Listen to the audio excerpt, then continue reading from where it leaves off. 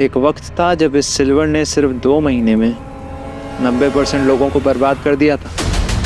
What? ऐसा कब हुआ? जैन 1979 सिल्वर सिर्फ $6 पर आउंस था, लेकिन फिर सिर्फ एक साल के अंदर जैन 17-18 1980 सिल्वर सीधा पहुंच गया 49 से $50 पर आउंस, मतलब ऑलमोस्ट 8 गुना। एग्जैक्टली।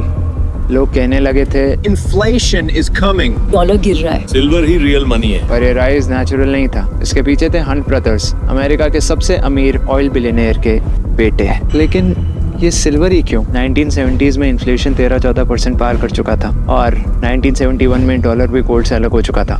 तो उन्हें डॉलर और गोल्ड दोनों पे ही भरोसा नहीं था, इसलिए silver.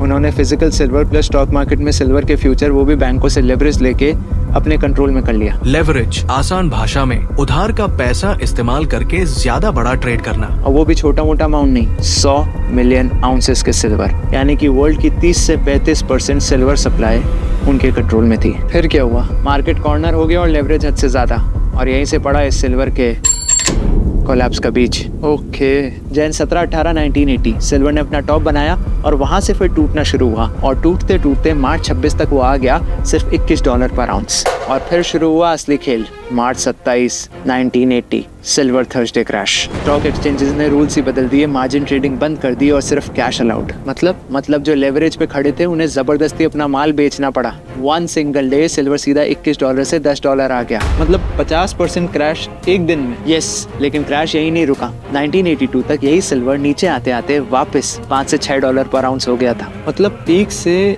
90% wipe out. Correct. Hunt brothers का लॉस $1 से $2 बिलियन। जो सिल्वर लोगों को अमीर बनाने वाला था, वही सिल्वर आज लोगों को रोड पे ले आया था।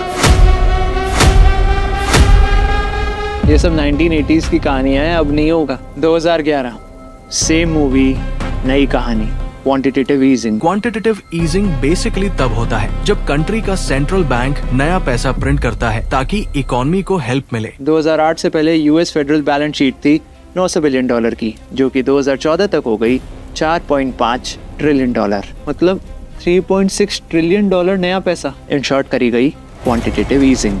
लोग फिर बोले डॉलर गिर रहा है, इन्फ्लेशन आ रही है, सिल्वर वापस जीतेगा। 2008 अक्टूबर-नवंबर सिल्वर ने अपना लो लगाया था $9 पर आउंस का, जो कि 2011 तक पहुंच गया था $49 पर आउंस। लोग भूल गए कि ज्यादा पैसा छापने की वजह से मार्केट में मनी की लिक्विडिटी तो आ गई, लेकिन हमेशा क्रैश लेवरेज की वजह से आता है। रिजल्ट, सिल्वर 49 से $35 आया पहले कुछ हफ्तों में, फिर 35 से $26 आया कुछ हफ्तों में, और फिर टूटते टूटते 2013 तक ये सिल्वर वापस आ गया $18 से $19 पर आउंस, यानी कि 70% क्रैश। लेकिन इस बार बात अलग है। ईवी, एआई, सेमीकंडक्टर, सोलर, सब में सिल्वर यूज होता है। अब सिल्वर नहीं टूटेगा। हाँ, बातें तो तेरी सही है, लेकिन एक बात समझ, इनमें से कोई भी कंपनी या कोई भी फैक्ट्री सिल्वर का प्राइस डिसाइड नहीं करता। ना ही एप्पल डिसाइड करती है, ना ही टेस्ला, ना ही कोई और ईवी कंपनी। प्राइस डिसाइड होता है लेवरेज मार्केट में, और क्रैश आता है जब या तो एकदम से लेवरेज बहुत बढ़ जाता है या फिर एकदम से रूल्स चेंज हो जाते हैं। 2011 में भी आईफोन्स बन रहे थे, सोलर ग्रो कर रहा था, फिर भी सिल्वर 70% गिरा ना।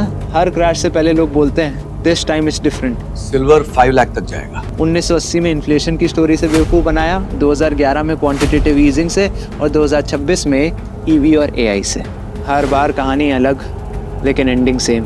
जब भी लेवरेज ज्यादा होगा, इन दी एंड धमाका तो होगा ही। 2.5 लाख रुपए के आसपास ये अब तक की सबसे बड़ी एक दिवसीय गिरावट मानी जा रही है। ये क्या? सिल्वर एक दिन में 36% गिरा। सवाल ये नहीं है कि सिल्वर और ऊपर जाएगा या नीचे गिरेगा, सवाल ये है कि अगर सिल्वर गिरा तो क्या आप सरवाइव कर पाएंगे या नहीं।